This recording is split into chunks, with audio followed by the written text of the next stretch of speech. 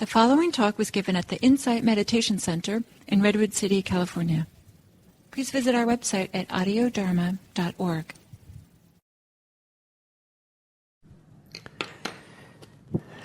So good evening, everyone. Welcome.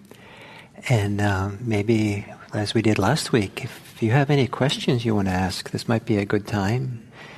Some people might still be coming, and so to start officially a little bit. And do you have any questions about what I taught last week, or about your meditation up here on the stage? Yeah. If you can use the mic, please. Can you hear me? So one of the things that I don't seem to be able to do is to be able to observe my thoughts. I guess the thoughts or the emotions maybe are so strong that I just, I'm hopped on that train and I don't realize it till I've kind of come off the train. So I was wondering if you had suggestions. You called it closer because maybe my hearing's not so good, so I really have to get the mic. Yeah, so I'm not able to observe my thoughts. Yeah. I guess maybe I'm just so attached to them. Uh-huh. And I was wondering if you had any suggestions. Yeah. I don't know what to say. I mean, then I wouldn't worry about it. But do you notice when you're lost in thought? I notice afterwards, after I've kind of got off the train, I can say, okay, how long do you spend on the train? It could be 30 seconds, it could be 2 minutes, it could be 5 minutes. So one way to deal with it is just be content with that. And slowly, what you're doing is trying to develop your mindfulness.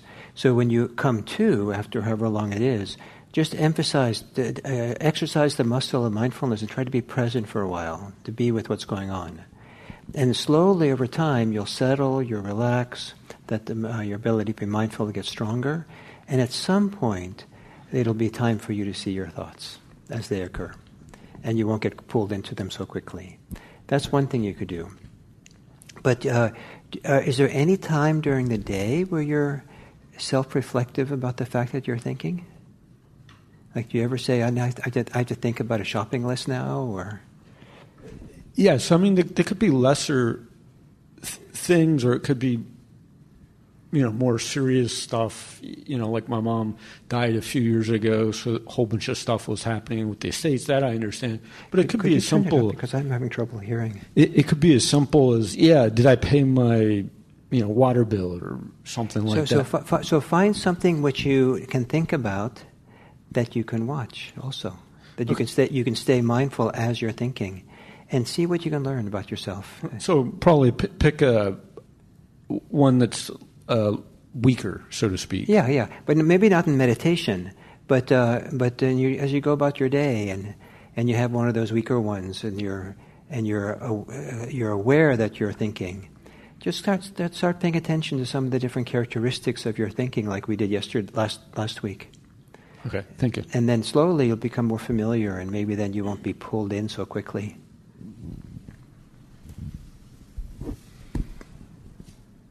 The other thing about thinking that the more easily we get caught in thought, the more likely there's tension somewhere in our system, in our body, in our mind. So when you finally catch yourself being lost in thought, one of the things to do at that point is check in. Where am I tense? Because people who notice they're thinking and they just come back to their breathing without doing anything else, the conditions for thinking are still there. So you have to relax. So see if you can just take a deep breath and just relax and see what can be relaxed. And that could be the body, it could be the thinking muscle itself, the kind of tension around in the mind where you're thinking. Because tension is kind of like this, I don't know if any of you have had the experience that if you're squeezing a toothpaste tube, you could be wiping it off from the opening, trying to get it away, and it'll keep coming out. You have to stop squeezing. So I'm not trying to be disrespectful of your thinking, but too much. but if there's a lot of tension in our system, it's kind of like the toothpaste tube is being squeezed. So you have to stop squeezing. And so don't just let go of your thoughts and come back. Spend some time in seeing where the tension is and see if you can soften a little bit. Don't be too ambitious about relaxing, but it is really helpful to relax. Someone else?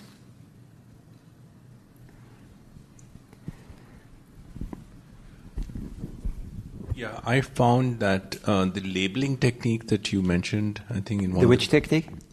The labeling technique. Yes. That is when I'm racing, so every so often it pop up and say, okay, that was that, and then go again in the train. So that was helping, and slowly kind of... Fantastic. Yeah, the labeling for some people is extremely helpful. And that also might help you with your thinking. That if you have a kind of relaxed, ongoing rhythm of just labeling your experience, in breath, out breath, sound, itch, breath, in breath, out breath, belly tight, feeling tightness, breathing in, breathing out, thinking. If you have that habit, then you're using a thinking to keep you present rather than using your thinking to take you away. So an idle mind sometimes wants to do something. And so sometimes you want to give the thinking mind something to do. And the labeling gives it something to do. And the regular, but it's helping you out rather than taking you away. Some people complain about labeling because it just makes the mind more busy, and they think. However, it's actually better than the alternative, which is getting lost in thought over and over again. And then also, because if you have a regular kind of gentle rhythm of noting, you're more likely to notice if you get lost in thought because you stop labeling. So I'm glad you brought it up. So.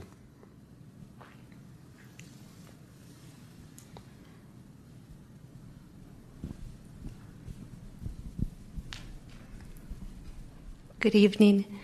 I remember the first class you mentioned that there was a reason for your ordering of the breath, body, emotion, thought. Yeah. I was wondering if you could remind us what that is.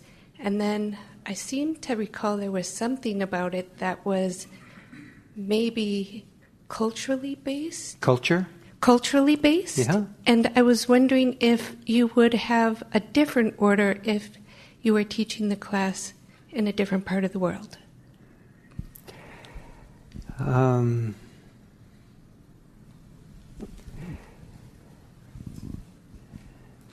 Well, I think one of the cultural things that's has developed in Buddhism in the United States is putting much more emphasis on emotions. If you go to and so a very famous Westerner who's a very senior monk in Thailand now. He's a monk, Ajahn Sumedho, and he's almost retired now. But he says he's fluent in Thai, but also he teaches a lot in English. And he says he teaches differently for the two communities. For the Thais, they don't have the same acculturation around Freud and Jung and Western psychology that is kind of part and parcel of some of the popular or common culture in the United States. And so it's so common here in the United States that people don't even know that it's where it comes from. It's just part of life. It's just what's obvious, isn't it? But we use language, we use thoughts, we use orientations that are very much only 100 years old and kind of crept into our culture in the West. They don't have that in Thailand. So here, Ajahn Sumedho will talk about psychology, emotions, acceptance, all these things that have to do with psychology. He would never do that in Thailand. The Thais, that wouldn't compute and it wouldn't work. So there are cultural differences that we take into account. And in fact, it's hard to find in some Indian languages a nice, clean word for the English word emotion. It's even more so in Pali, the ancient language. So we've organized the human pie. We all have the same pie. We're all humans, but we cut the pie pieces in different sizes or in different ways. And we have this. We've made this cut in the pie and called it emotions.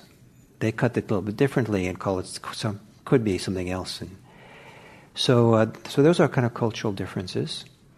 And so the logic of what I did is that thinking is hard for many people to be. It's one of the biggest obstacles to being present because we get pulled into thoughts. It's a lot easier, and if you start with being mindful of thinking, what it's going to be is thinking about thinking. It's not really going to be mindfulness. So it's a lot easier to be mindful of thinking if you have some mindfulness of your emotions. Because a lot of them thoughts, especially the ones that drive us or catch us, have an emotional base. The emotions are sometimes the factory. Sometimes it's the other way around. But as a generically, that's kind of, it's easier. Then emotions are always present moment phenomena. Thoughts could be about the past and the future, and we get pulled out of the present. So it's easier to be with thinking if we're connected to the emotions. It's easier to be with emotions if you're connected to the body. The body creates a container, a context, a safety, a grounding to be with emotions. That is hard to do for some people if you just, some emotions are just so difficult. Just be aware of your emotions, and some people have panic attacks or something. And so, but if you have the body as a foundation, it's easier grounding. And it's easier to ground yourself in your body, some people say, if you start with breathing. And breathing kind of stabilizes some people. It gets you out of your head enough, and so that's easier to be with your body.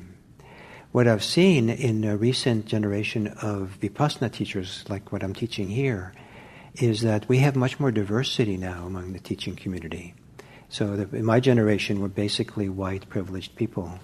And so they had a particular way in which they organized or had to deal with the world.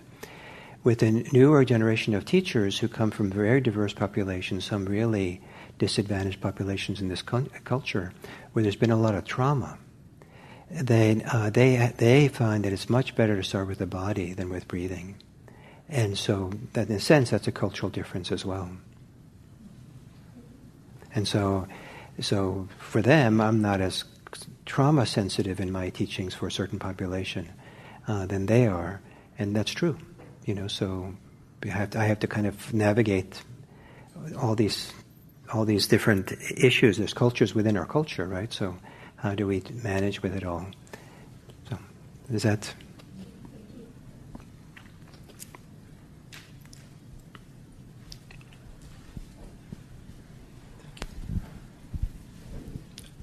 Hi, Gil. I, like everyone else, I'm suffering through all of these uncontrolled thoughts coming,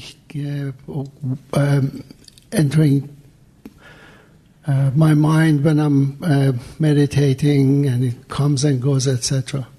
But I wanted to say that I've been, since the pandemic, I've been attending the morning sessions. Pretty much every day that's on, and I'm finding over the past 3 years, I feel more settled. I don't know how. I feel my language has changed. I refrain from saying some of the things I used to say or the way I said them before. I'm not sure it's wisdom or whatever, but I see it when I digress or move away from what I think I should be doing. I see it right away. Perhaps before I was oblivion to it. So it does work. I have no idea how, but it does work. Yes. And that's all I had to say. Great. Thank you. I love hearing that. That's a nice testimonial. It does work.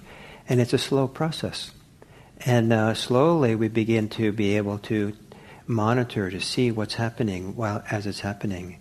And we have more choice. We have a choice with the words we use and the activities we do, because we see it coming. We see ourselves in the middle of it. And there's much more awareness. Also, the meditation provides a different reference point for what it means to be alive. That you discover that it's okay, that you can be alive and feel at ease. You can be alive and feel comfortable in your skin. You can be alive and feel a kind of ethical sensitivity. That the body, that's one of the reasons it's so good to be in the body, connected to it. The body is kind of an ethical antenna. That it picks up and understands when something is ethically off. It'll understand it in yourself, the tensions, the yuckiness, it's very subtle. But if you're lost in thought all the time or filled with greed and hatred all the time, you don't have that subtle tuning in to the antenna that's here. But if you're slow down, quiet down, heightened sensitivity, and one of the consequences of that is heightened ethical, wanting to live an ethical life. So, it's quite inspiring to see it in people as they get into this practice. So you kind of described that. I feel there's someone next to me watching everything I do. Yes, and it's yourself, right? It's myself, but in a way, in private you may think or do something, but not in presence of others. Yeah, very nice. I feel there's somebody right next to me. Fantastic. And fantastic. So this heightened ethical sensitivity is part of what happens through this practice. And you're not even asking for it. Some of you are going to run away now. And one of the things that probably one of the more common ethical reports that people come to me about here, people who work in a kind of a business environment work environment where people kind of hang out at the coffee machine or at snack time talking about things, and they say, the medium for talking at work is gossip. But I don't want to gossip anymore. It doesn't feel good. But now it's really hard to be social with people. It's like now I feel like I'm disconnected or I'm not part of the gang, and it's kind of awkward because that's how people connect, is by gossiping. But it just feels wrong to do it. So, and then there's people who find out that the work they do. I remember one person who said that the company he worked with got commissioned a job to make parts for fighter jets.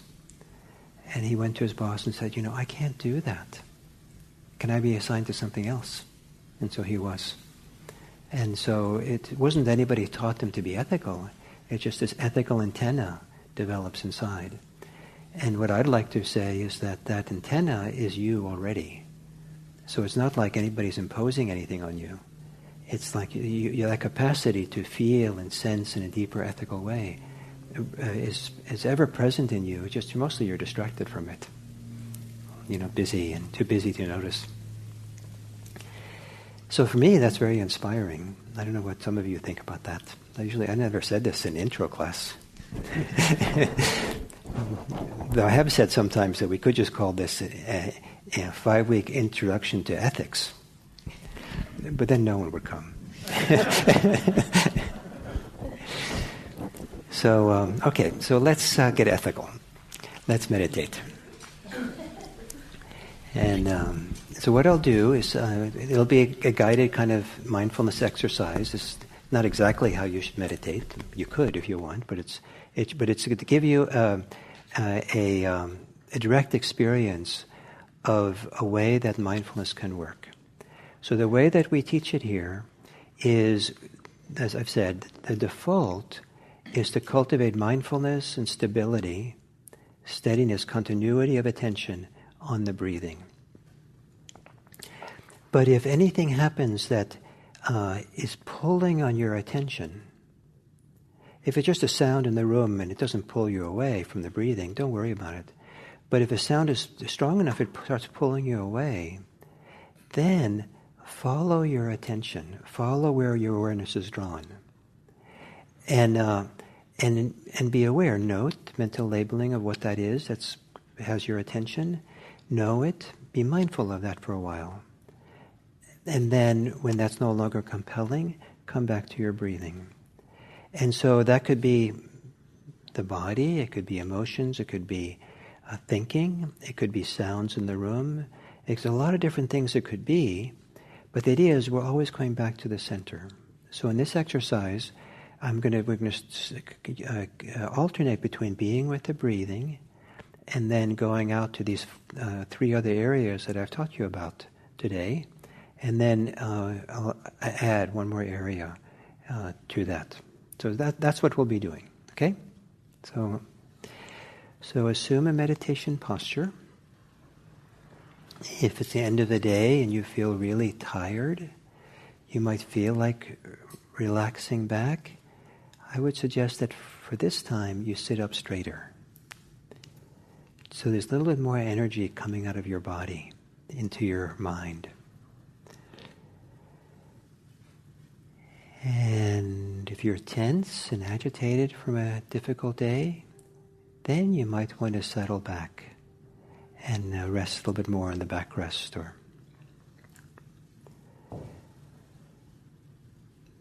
And then, with gently closing your eyes, or if you keep them half open, have them pointed down towards the floor.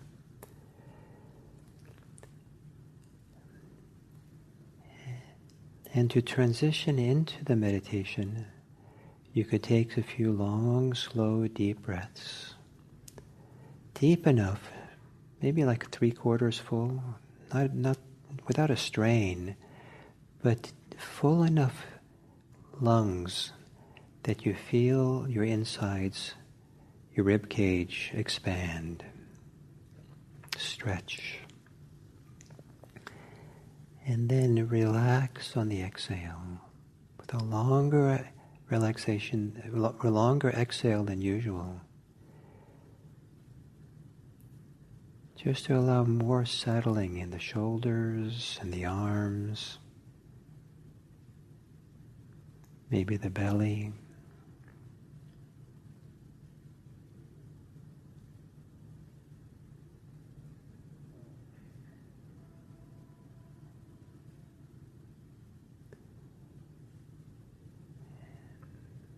And then letting your breathing return to normal.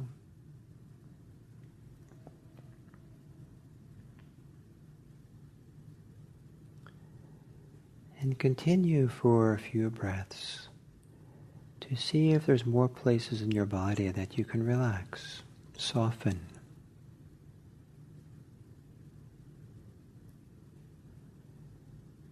And this relaxing the body is also a way of becoming more sensitive to the body, attuned to your body.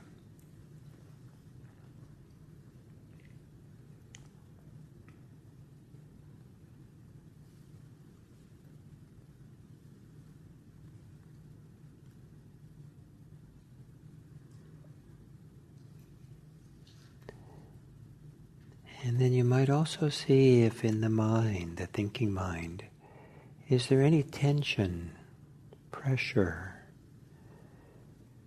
contraction associated with thinking mind? And if there is, as you exhale, soften the thinking mind, as if it's a muscle, relaxing the thinking muscle.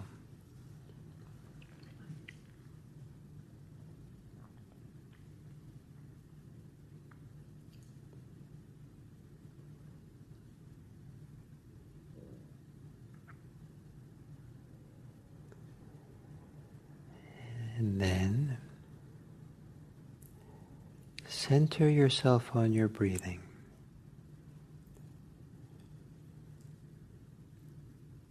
Your body, your torso, has its own experience of breathing. Follow that experience as you breathe in and breathing out.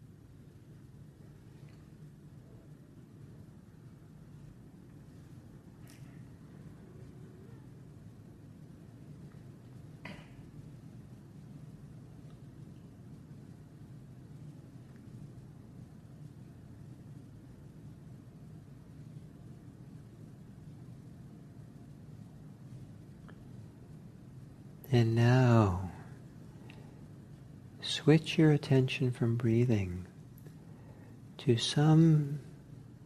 the most compelling sensation in your body. It doesn't have to be that strong, but whatever it might be. And the body has its own experience of that place, of those sensations. Notice how the body is experiencing this strong bodily sensation.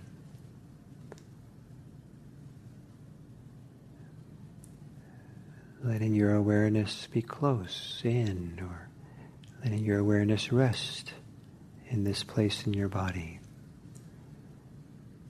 while you feel it, receive the sensations.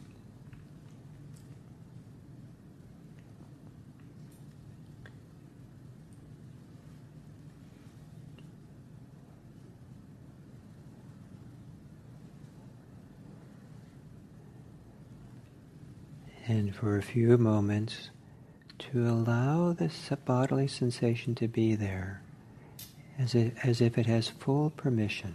It's okay. And for you, you accompany it. You're present with it.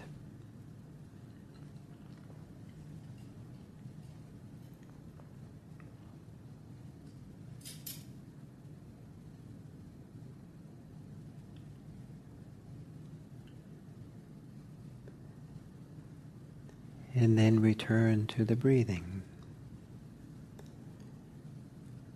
Maybe there's some way that you can center yourself on the breathing.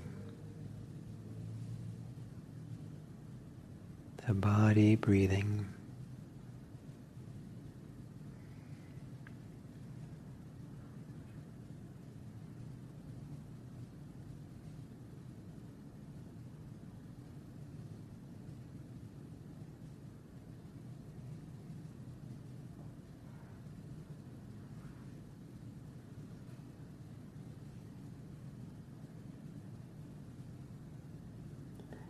And then in a relaxed way,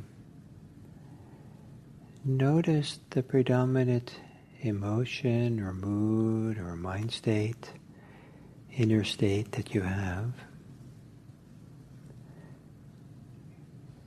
It doesn't have to be easily identified as an emotion, but some state that you have. And allow it to be there for these few moments of mindfulness, as if it's never had a chance to be in the sun of awareness. Let it be there and just notice it, feel it.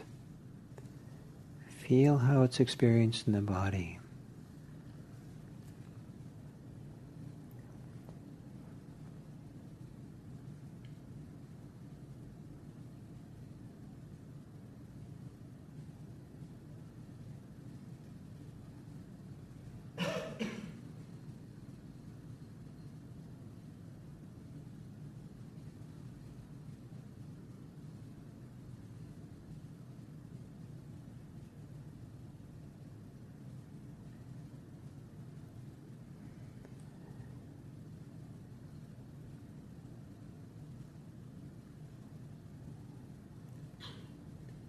See if you can experience your emotional state, mood, state of mind, without any stories connected to it, without adding any meaning to it.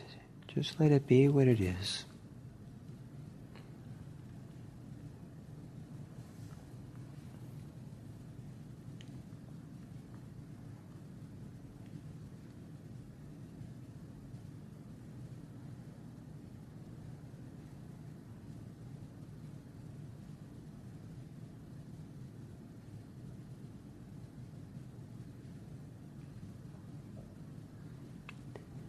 And then return to your breathing. If it helps you, you might take a little bit stronger, fuller in-breath to reconnect.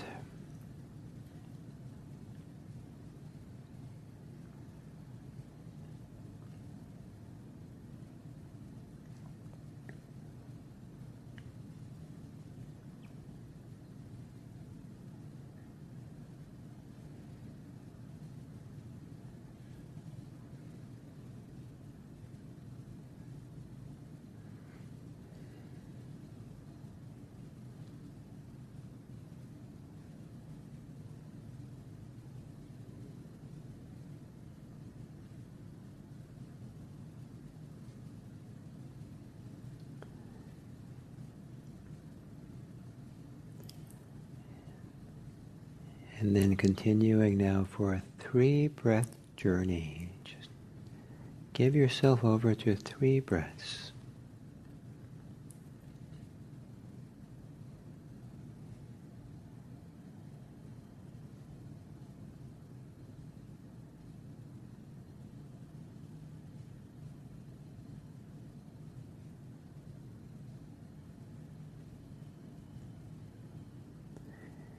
And now switch your attention to your thinking, whether it's strong or weak, whether it fades away if you notice it. Notice your thinking. And see if you can notice how you're thinking without thinking more. Very simple, matter of fact.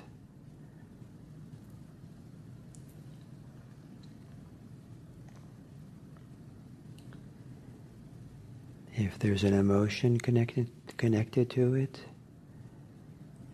be aware of that.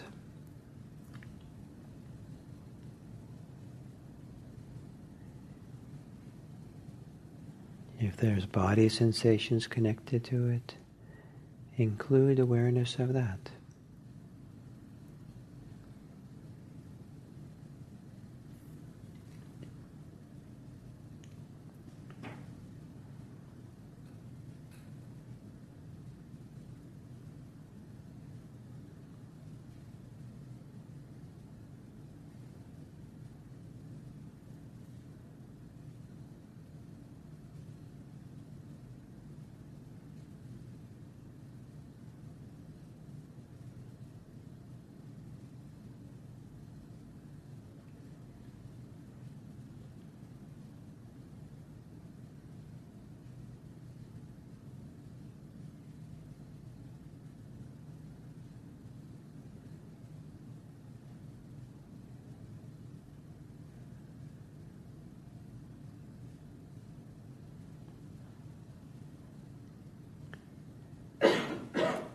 And then return to your breathing,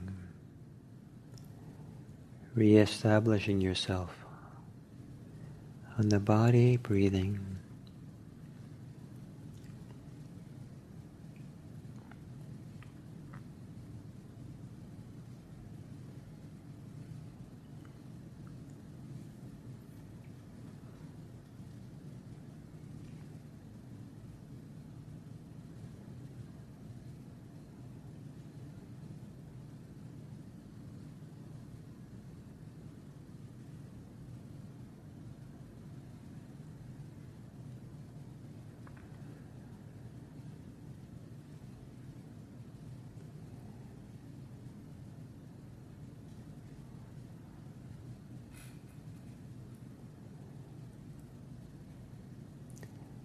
And then one more shift of attention.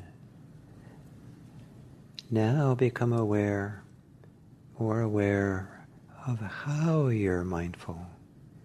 As you're aware of breathing or anything else, how would you characterize how you're aware? Is there any strain involved? Expectation?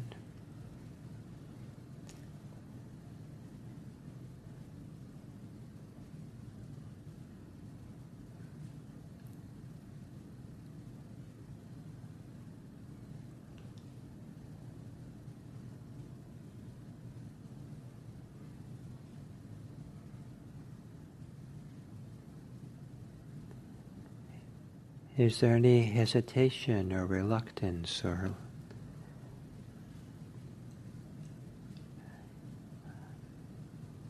lack of commitment?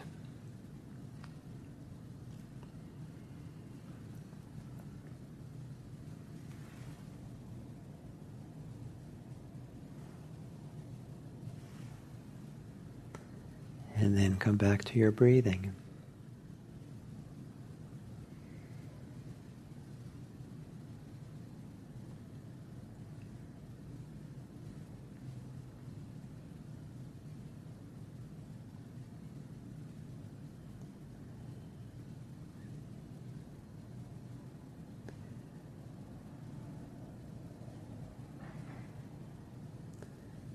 So we'll continue for just a few more minutes, maybe with the breathing at the center. But as you need to, become aware of whatever pulls your attention. And then return to the breathing.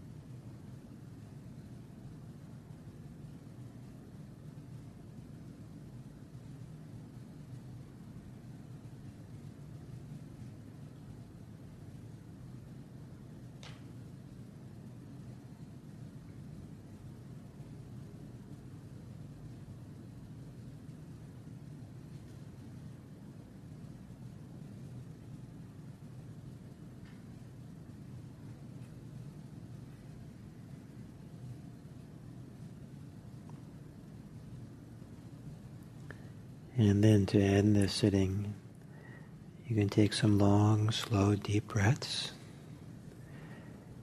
feeling the contact of your body against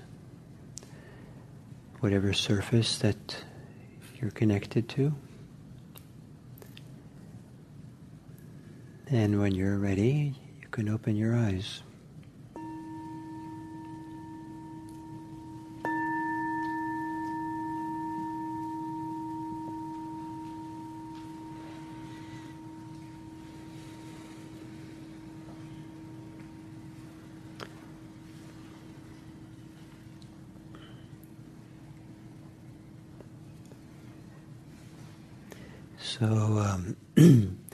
So this is a particular way of doing mindfulness meditation.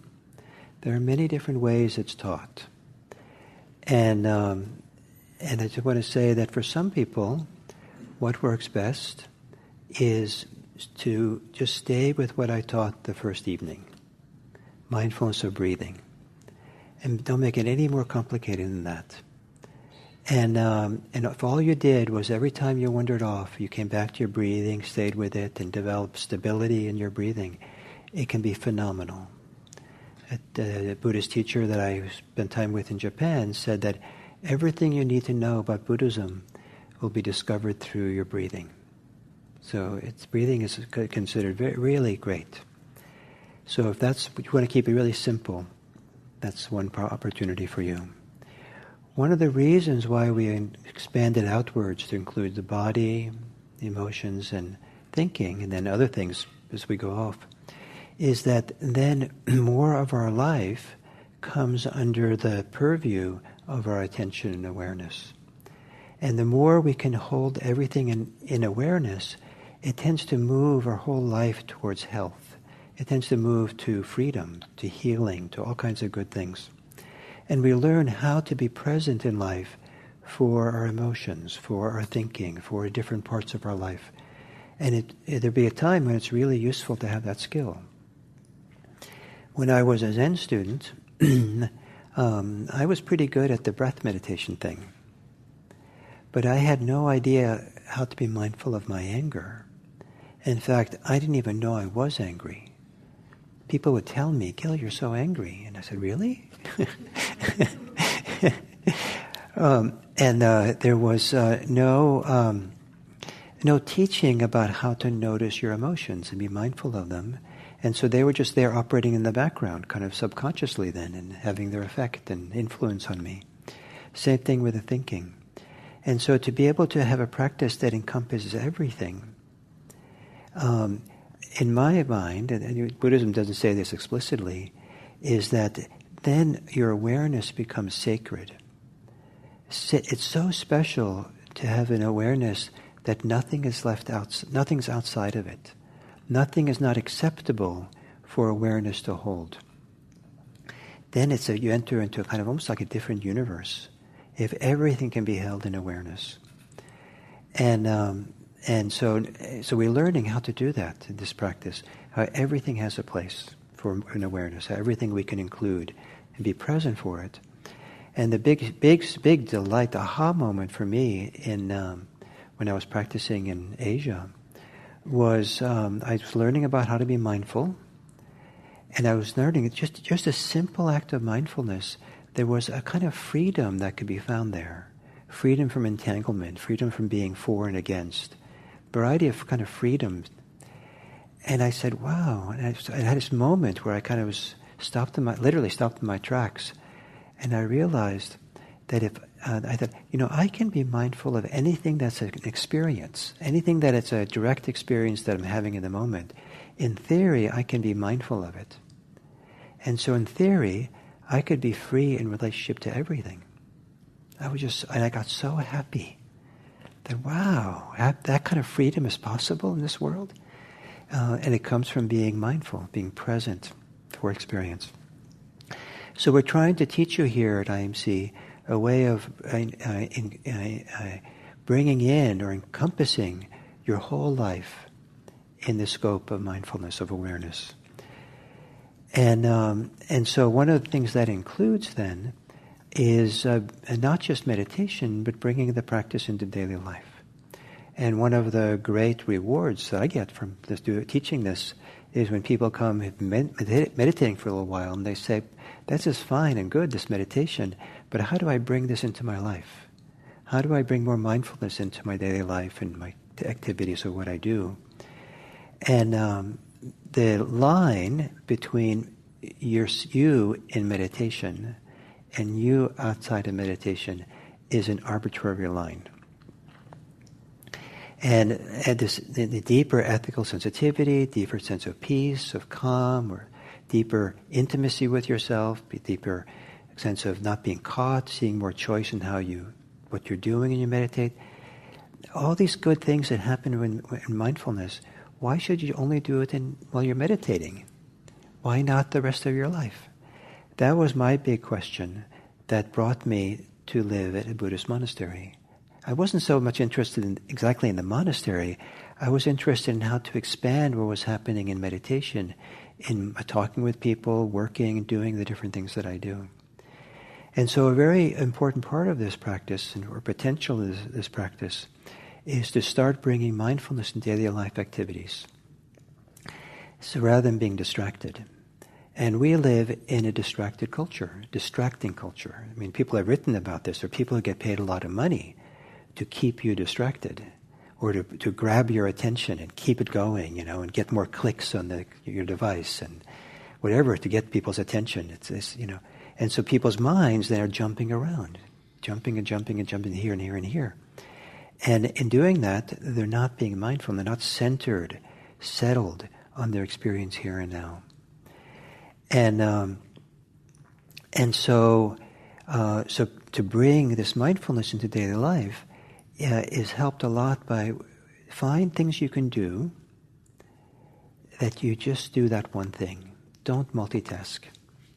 If you're at home and cooking, just cook. Don't have the radio, if anybody has radios anymore, the podcasts. Don't have, music. Don't Don't be on the phone. Don't have all of them on at the same time. And read the news on your your tablet. Just do cooking. Just to be, as you're chopping a carrot, just be there like you would be just with your breathing in meditation. Just be with a carrot and chopping the carrot. Put your attention in your hands. Have your eyes looking at what you're doing. And then watch your mind. And if your mind wanders off thinking about something else, then, this is boring. Come back. No, there's more, I have a lot to do. I have to multitask, otherwise I can't do all these things. Come back. It's just you and the carrot.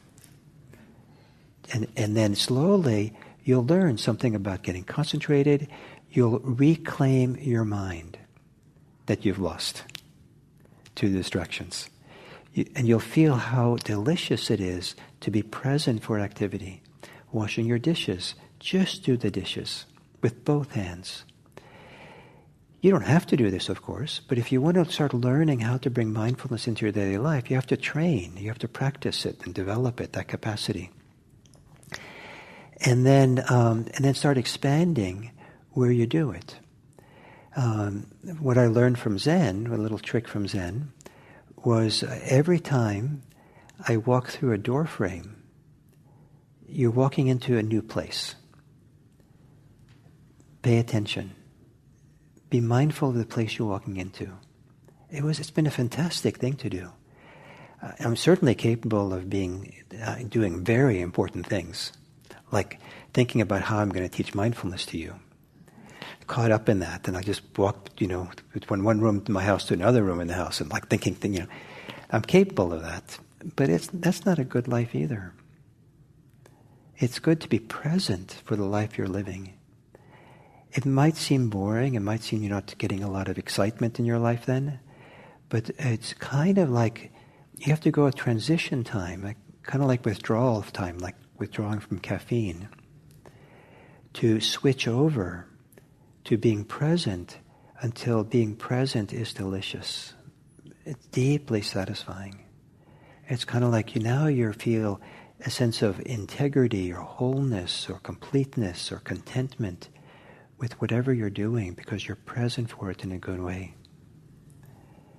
And then when you do that, that becomes a vantage point for wisdom. And one of the qualities of what mindfulness is leading to is wisdom, to understand better what we do in our lives. And so once you have some settledness, some stability, some continuity of mindfulness, that becomes that helps highlight when you start losing it. So an analogy that's given is that if you have a napkin or a towel or something that's full of stains, really dirty, you and no one else might notice one more stain. It's just not noticed. But if you clean it and bleach it and there are no stains, then you notice the dirt spot that comes. And then you clean it or do something.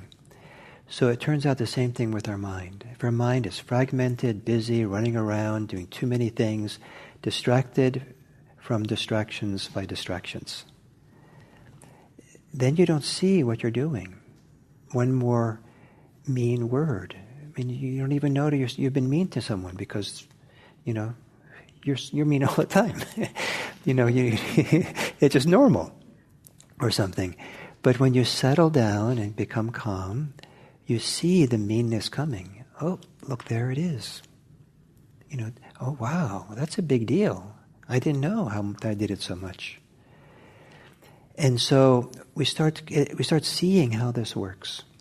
So I want to do a demonstration to you of what you might see about how your mind works when you are settled enough and mindful enough to see.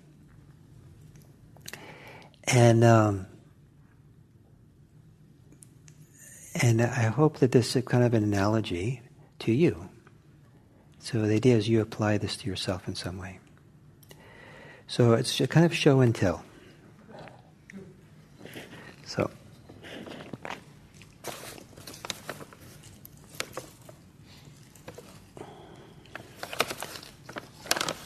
Okay. So here we have a flower. There's a famous story in Zen that once upon a time the Buddha had an assembly of people listening to him, ready for him to give a Dharma talk, a sermon. And he didn't say anything, but he lifted up a single flower like this. Maybe most people were perplexed. But one of his disciples smiled. And he knew that that disciple understood. So then we're supposed to figure out what the meaning of the story is. But this idea of holding up a flower. So the flower, many people think a flower is beautiful. A flower is a flower. And with one flower like this, we have what in Buddhism is called the suchness of the flower.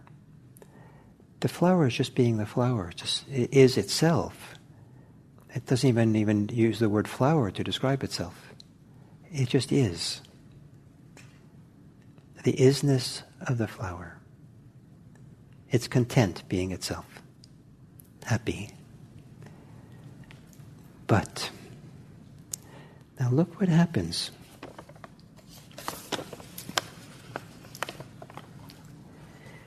Now, let's see how I do this. Now I'm holding up two flowers. And now we can say something about the first flower we couldn't say before. We can say that this flower in my left hand is the big flower. And this is the small flower. Big, small. Okay, that's pretty straightforward.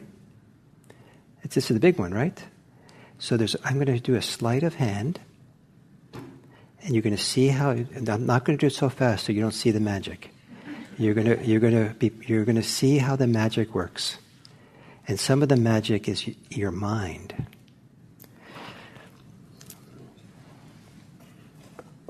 So this was the big flower, right?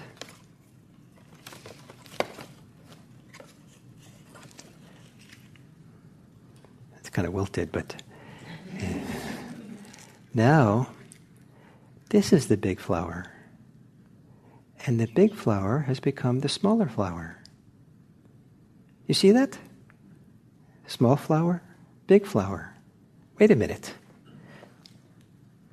Big flower, small flower. What is it? It's a flower. The isness of the flower. But the human mind can compare. And some things only exist in the comparison. Big and small only exists in the mind that compares. It's not inherent in the flower. A lot of human suffering comes from comparisons, one way or the other. Compare ourselves to others, to ourselves in the past or in the future, or ideals and all kinds of things. As we get quieter and mindfulness gets stronger, we start seeing the mind doing this. We see the birth of a comparison. And because we see it in mindfulness, we have a choice whether, do we believe it? Is this a useful comparison? If I want to ask someone to go get the big flower, then that's useful because I said big flower, though not the small one. There's only two. So that's practical. But go get the ugly flower. Or get the beautiful flower for me. Thank you. Bring me the beautiful person. No, bring me the ugly person.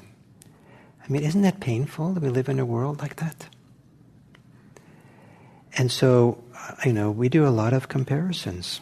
And I did a lot of it when I was younger for myself. My self-worth was tied to all kinds of things about my body. I grew up in the hippie times. So I was a little bit young for it, but I used to sit in school pulling my hair to make it grow faster. Because that's what it took.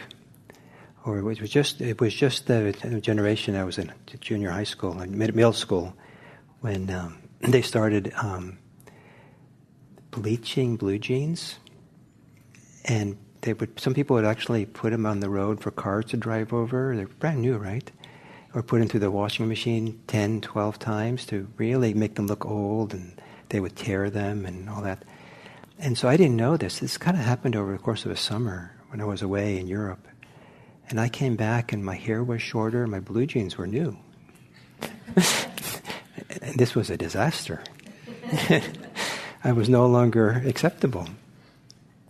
Whereas when I lived in Italy for that summer, I had longer hair than any of the Italians, men and boys. So I was cool. And all I had to do is fly over the Atlantic and come back to the United States, and I was no longer cool. Right? Big flower, small flower, cool man, boy, not cool boy. It's ridiculous, right, when you describe it that way? But we do this kind of thing all day long. So part of the wisdom of this practice is have the foundation, the settledness, the clarity that we can see this operating as it's operating. We can see it in ourselves, we can see it in other people. It's tragic what happens in our society around these kinds of things. But to see it in ourselves and then see it clearly enough, we don't buy into it. We see it for what it is before we get hooked, before it drives us, evokes emotions and tensions and all kinds of things. So this is an example of the wisdom that can arise from the practice. Because we see what goes on in the mind. So this mindfulness of thinking is not just an abstract thing. It has tremendous consequence and application as we go about our life. And so to slowly cultivate the greater and greater capacity for mindfulness. So then in terms of daily life and bringing it to daily life, it's invaluable to meditate every day or 6 days a week. And the trick about that is to sit as long as it allows you to sit every day. So if you say, I'm going to sit for 45 minutes, but your life doesn't allow for that, then you get discouraged and you give it up. But if you can only do 10 minutes, do 10 minutes. And probably you should be able to get 10 minutes in. If you can't, do it anyway and find out what's going on. Find out what emotions, what beliefs, what feelings, what restlessness, what anxiety is operating that you can't take 10 minutes to meditate. You'll learn a lot about yourself that you won't learn if you just give in to all those things and go about, not paying any attention, being driven by your desires or anxieties. So sitting every day for 10 minutes, what might happen to you is that you might find that 10 minutes after a while feels too short. Well, don't sit longer because I said so. But if you say so, well, it's okay. If you get the feeling, it's nice. I'd like to sit more. You might start seeing that it makes a difference in your daily life. You might find that you're kinder. You might find that you're more relaxed. You might find that you're more paced in what you do. Some people actually say that they meditate regularly and they don't really see the effect after a while. They say, well, does it really do me any good? And then they stop. Oh boy, that was a hard day. I got so much more agitated, so much more anxious, so much more, speeded up. So the idea is if you sit every day for a short period of time, start bringing mindfulness in daily life. I don't know how it is so much nowadays, but there was a time where I could feel that if my telephone rang, there was some inner drive that it was essential to pick up the phone, answer the phone as quickly as possible. No one ever told me that, but I felt like it was urgent. I have to get there. And I learned you don't have to do that. Most people don't hang up after 2 rings. And I found that I used that as a mindfulness bell. I would use that just to check in with myself, breathe, relax, and maybe the 4th or the 5th, not so long, right? 4 or 5 rings. But just that little bit of time to connect with myself, change my posture, relax. I was so much better shape to answer the phone. I had much better conversations because I took that time to just gave myself that time. So there's a lot of these things you can do through the day, and the more you do it, the wiser you'll become. Meaning, the more clarity you'll see more clearly what you're actually doing. You'll see the effect that desires and ill will has. And you'll say, wait a minute, this doesn't make any sense. I knew someone here at IMC who had resentment for an ex-partner for I think 7 years. And then one day she was being mindful about her experience of resentment. And she said, wait a minute, I'm harming myself more than him. And then she gave up her resentment. So to really see the cost of these things. So here's another teaching story that comes from Buddhism. It has to do with how you trap monkeys in India. So you take a coconut and you cut a slit in it and kind of carve out a little bit the inside. And you put some candy inside because apparently monkeys like sweets. But the cut is a slot, So in order for the monkey to get the hand into the slot, it has to have the hand flat, and it can get in. But in order to grab the candy, it makes a little bit of a fist. And once it's a fist, it can't get it out that slot. But it's so greedy, it's not going to let go. And so the hunter just comes and picks it up. Because the coconut is attached to a rope, to a tree, right? So it can't go anywhere. And so the monkey was so consumed by its greed, it doesn't see the dangerous position it was putting himself in. But if the monkey had been mindful, he would have maybe felt the problems of having this fist that can't get out. And then he would have let go and pulled his hand out. So we can feel that for ourselves. We can feel the effect of greed, how it makes us impatient, how it leads to anger, how it leads to compulsive activity that ends up harming us. And we can then ask, where's the grasping? Where are we fisted up? Where are we caught? And because we know how to bring mindfulness to our experience, we can feel the fist in our body. We can feel where the tension is in our body. We might feel the emotions. The desire, the greed that we might have for something might really have deep roots inside. It might be we feel really insecure and afraid. And we think, if I can have that, then I'll be safe. But that's fascinating to understand those deeper roots and then bring mindfulness to that. It might be a thing that because you're being mindful and you know how to be mindful of thinking, you start noticing the beliefs around what you're trying to grasp, what you're greedy for. If I have this, people will love me. If I could have this, then I'll be a success and I'll have high status. If I can have this, then I'll have the pleasure that will make everything right. Something. You fill in the blank. I'm just trying to make something up.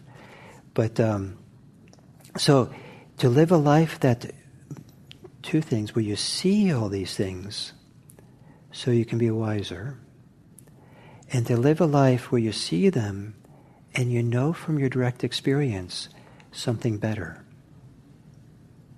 You can it's better not to grasp. It's better not to be caught in those comparisons. It's better to be settled than it is to be tense, agitated.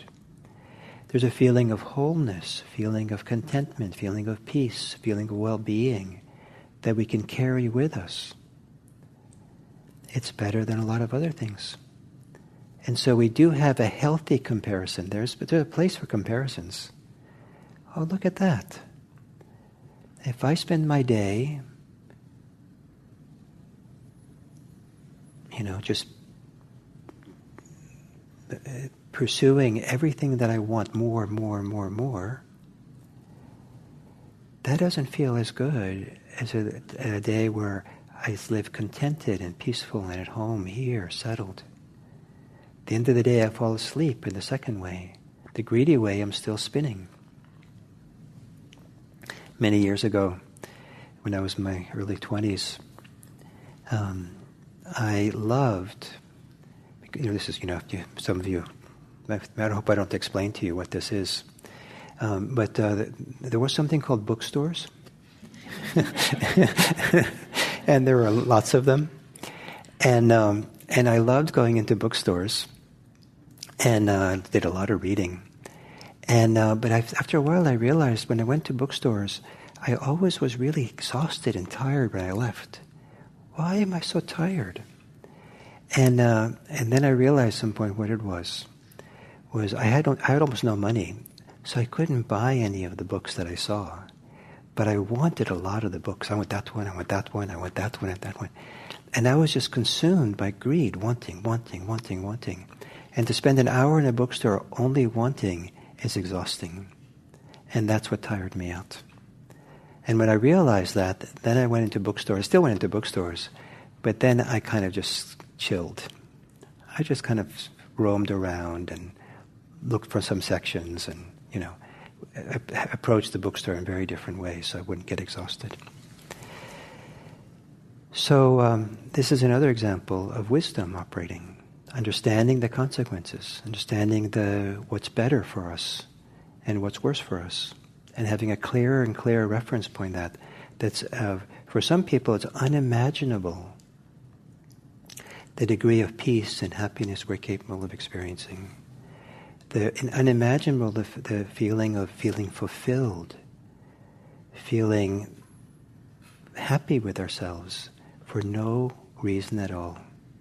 Just because we're alive in this beautiful way.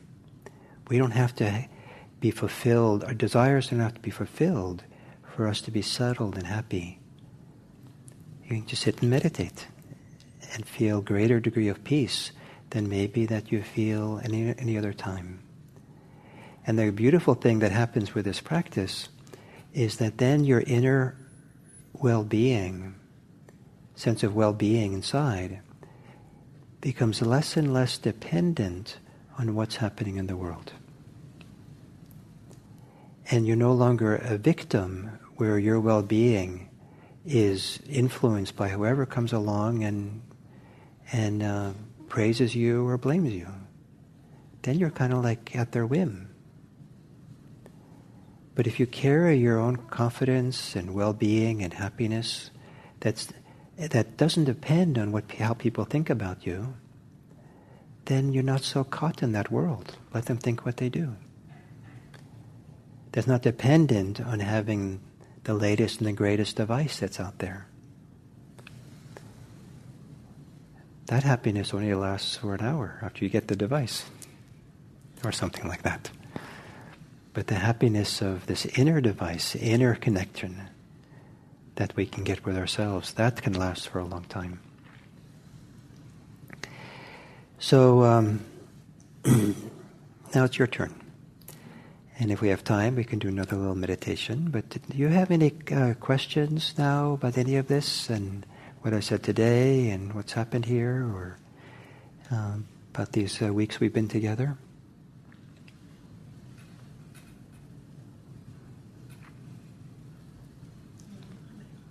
Yes, please.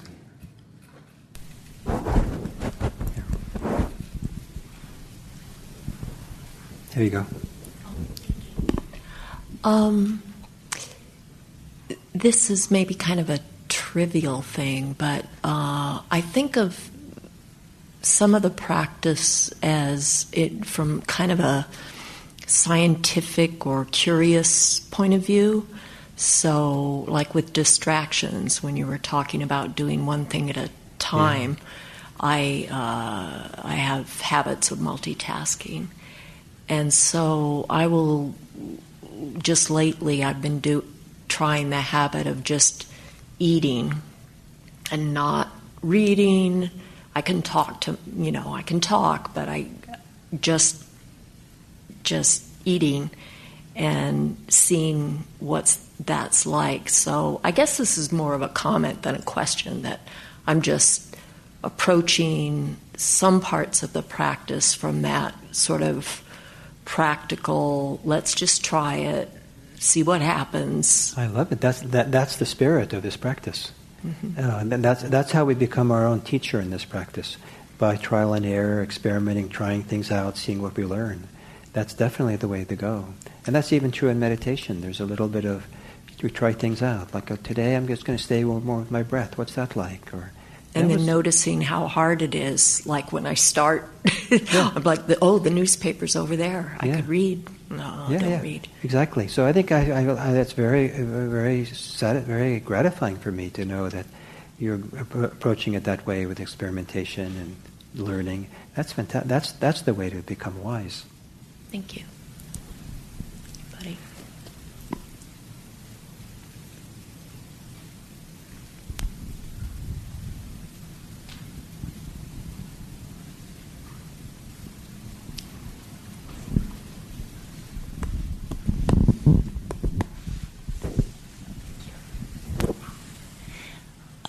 It's more of a comment, just appreciating something that you were just talking about.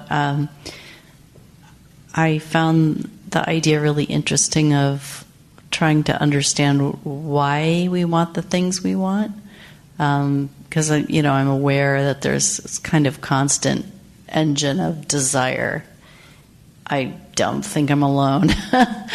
And we live in a very materialistic society also. And so I think the next step after recognizing that you have kind of nonstop desires is actually looking underneath and asking yourself what the root of it is. And for some reason that never occurred to me before, but I really like the idea a lot. Yeah, that's fantastic. So there's a number of ways to get to the roots, under the surface, to see what's going on. I mean, a person can go for a walk and think about it, reflect on it, and analyze in kind of more intellectual way. People can go to therapy for that kind of purpose and find out the historical roots of these things.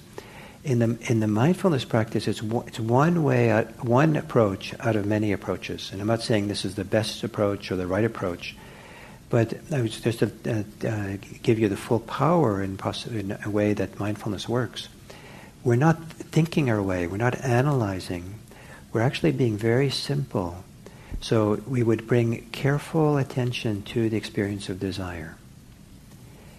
And as we stay centered on the desire, get to know what it feels like in the body, what it feels emotionally, what's happening in the thinking mind, what's happening even in the breathing. You start seeing what's going on. Then at some point, things begin kind of clearing up or breaking open a little bit. And then what jumps up at you, what comes to you, what gets revealed, not through analysis, not by figuring anything out. Oh, underneath that desire, there's anxiety. Oh, anxiety is the root of it. It could be something else. So the point being, we're not trying to go below the surface in this practice. We're trying to be with what's obvious in such a way that whatever needs to be revealed will show itself to us. We don't have an agenda in the moment. In the bigger picture, we do have the agenda. Like, I really want to get to the root of this. And Gil says, all I have to do is just stay really present, and then it'll come. Okay, so I'm going to be present without an agenda, because that's a good, Gil says that's how it fulfills my agenda. But it's kind of true. Just be present, so just be with the obvious. The hallmark of this kind of mindfulness is just be present for what's obvious, and then what's obvious unfolds and changes as you stay and be present. And over time, you get through the layers and the depth.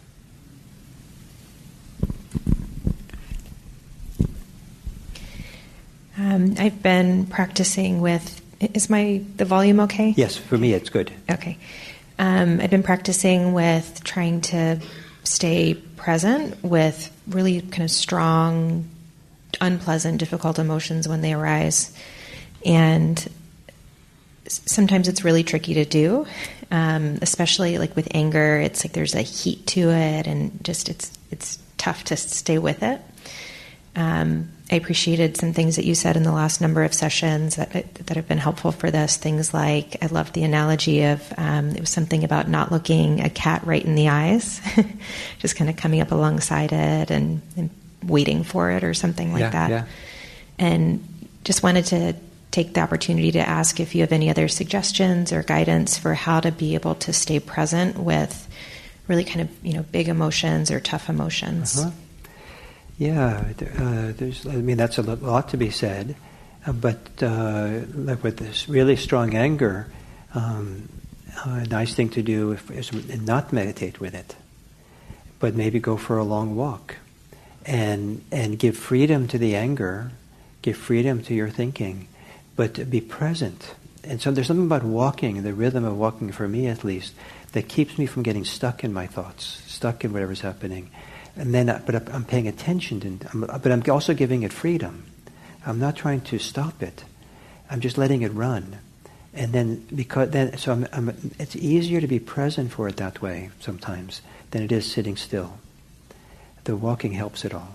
And that might be a good way to kind of practice mindfulness while walking. That's bit by bit you kind of start kind of breaking it open. The other thing to do is sometimes with strong emotions like anger is, again, sometimes it's helpful to just let the thinking just run. Don't try to stop the thinking. But because maybe that's even needed, who knows? But anger, some powerful process is going on. We don't even know what's going on. So in this practice, we want to be respectful of all emotions, so even anger. But what I found really helpful is to keep what I call composting it in the body. So every time I notice that I'm thinking about my angry thoughts, feeling angry, I have enough wherewithal to be present. I feel the anger, how it's being expressed in the body, how it feels in the body. And for me, that's called composting it in the body. And I keep referring it back to the body. And every time I do that, I'm kind of disengaging a little bit with the story, but I'm not trying to stop the story. And I find that if I do that over and over again, something very different begins to happen. But I have to be very careful not to want a quick fix. I just be patient and just feel it in the body, If there's grief, it can be very much the same way. Grief is more commonly recognized that the heart knows how to grieve if we get out of the way, if we allow it. And so the art of allowing it is to allow it without sinking into it, without participating in it, but radical allowance to grieve. You're allowed to cry all you want in this meditation, as long as you sit reasonably straight.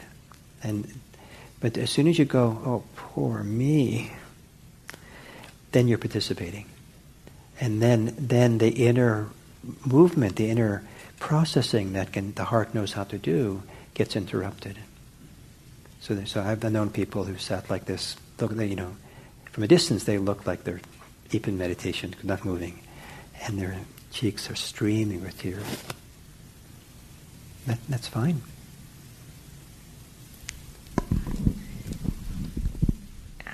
Just a experience I had last session, actually last week, that this is making me think of. So I came in here and was feeling some anger about something else, and so I was like, okay, I'm here, let me try and be present with this, and something switched, and it was grief, actually. And so I was like, okay, let me try and be with the grief. And when I was with the grief and not in the story about the grief, it was like it got silent, actually. And it wasn't grief, it was something else. I don't know. Fantastic, yeah. That's what you're describing very well what can happen here. And because you weren't in the story. The story sometimes feeds the problem. The story is kind of participating it and feeding it. But if we cannot be involved in the story, all kinds of other things have a chance to happen. That was beautiful. I mean, from my point of view, there's an example of the potential here.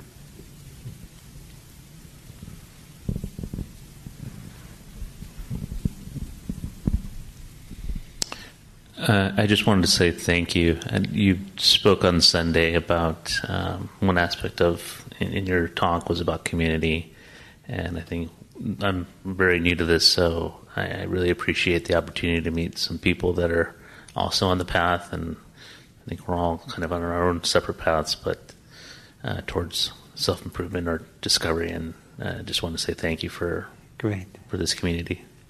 Thank you very much. So that's another thing in terms of learning to bring this practice more into your life and spread it out. It's actually helpful from time to time to go meditate with other people. And so we're here, so you're welcome to come here, but there might be, I don't know where you live, there are other groups you can go to. But there's something that about the osmosis of being around other people who are doing this kind of practice, that's something we learn from other people.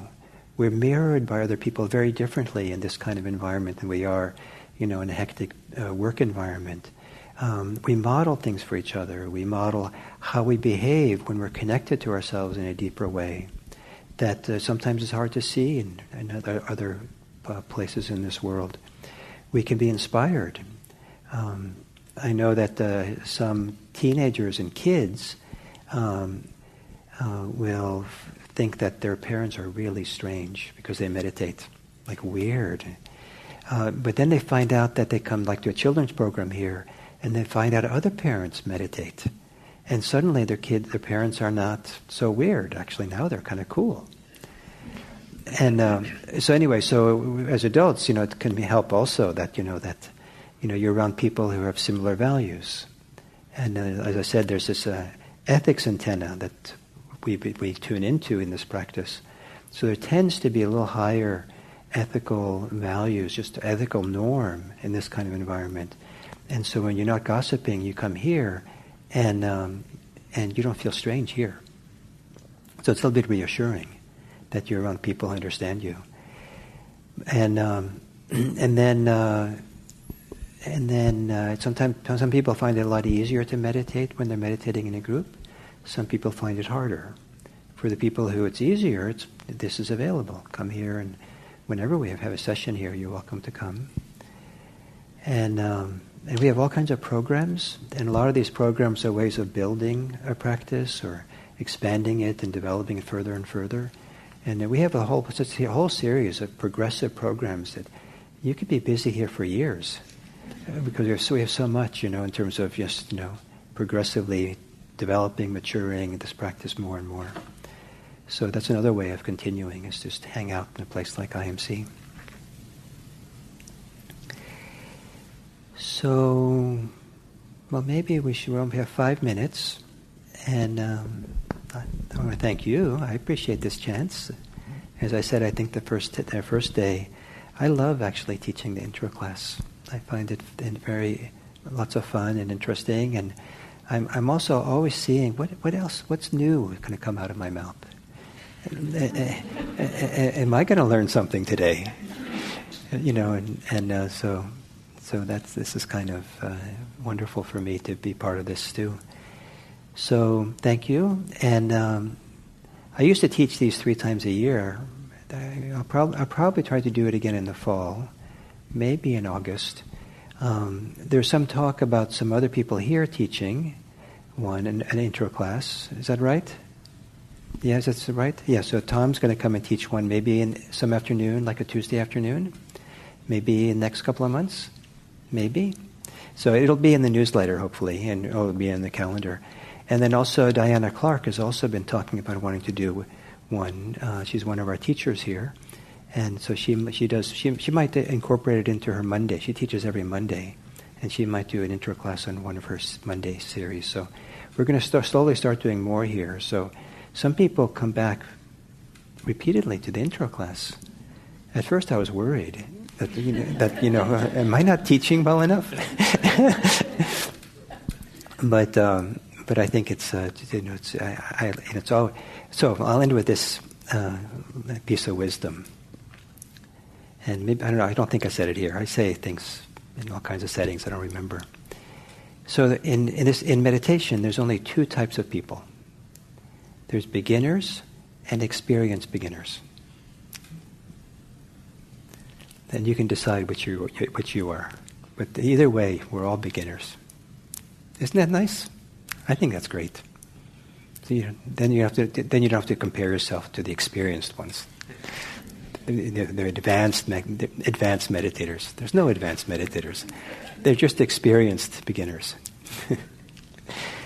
And well, thank you for being part of this very much. And if you come back to IMC, I look forward to seeing you and or some other way.